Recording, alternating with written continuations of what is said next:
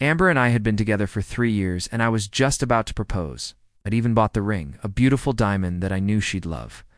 We were happy, or so I thought. But then, my best friend Mike came back to town.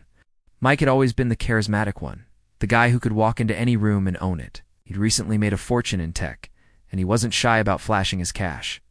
Suddenly, Amber started acting distant. Our cozy nights in were replaced by her going out to fancy parties with Mike. She'd come home late, smelling of expensive perfume, and tell me I was being paranoid when I asked where she'd been.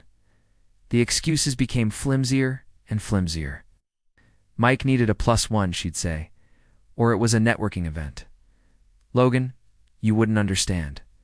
But I did understand. I saw the way she looked at him, the same way she used to look at me. The final blow came on our anniversary. I had planned a romantic dinner at our favorite spot. I waited for 2 hours, calling and texting, but she never showed. The next morning, I saw the pictures on social media.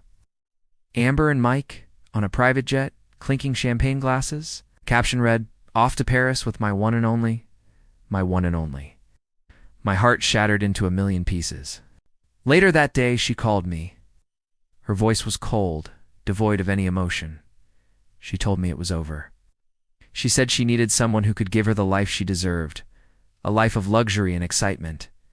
She called me boring, unambitious, and stuck. "Mike can give me the world, Logan."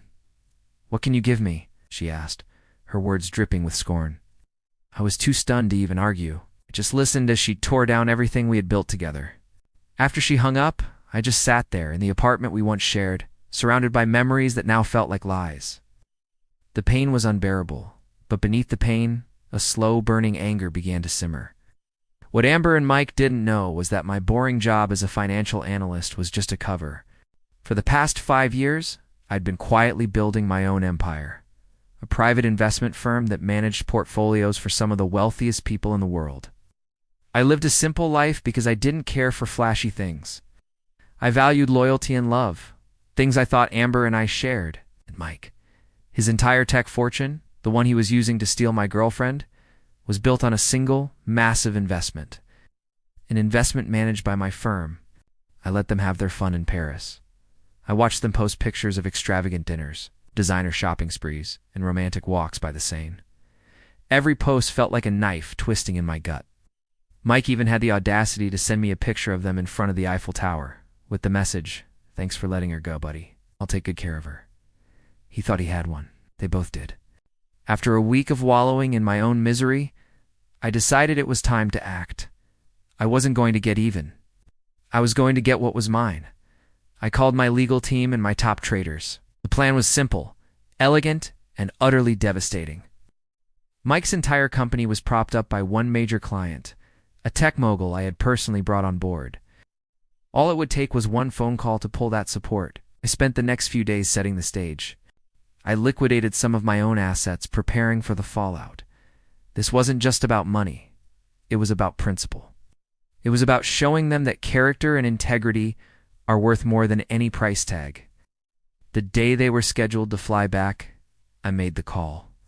I explained the situation to the client without going into the messy personal details. I simply stated that we were restructuring our portfolio and divesting from Mike's company due to a higher risk profile and a breach of trust. The effect was instantaneous. As soon as the market opened, news of the divestment hit the wire. Mike's company's stock, which had been soaring, went into a freefall. Panic selling started immediately. The time their plane touched down, Mike's net worth had been slashed by over 90%.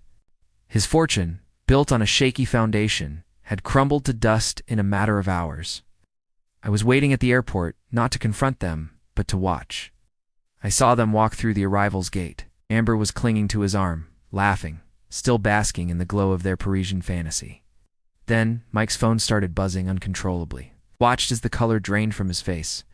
His confident swagger evaporated, replaced by sheer panic. He started shouting into his phone, his voice cracking. Amber looked confused at first, then annoyed. "Mike, what's wrong?" "You're making a scene." He just stared at her, his eyes wide with terror. "It's gone," he whispered. "Everything. It's all gone." That's when he saw me, standing a few feet away watching them. A flicker of understanding, followed by pure rage, crossed his face. He started walking towards me, but his legs seemed to give way and he stumbled. Amber followed his gaze and saw me. For a second she looked confused, then her eyes narrowed.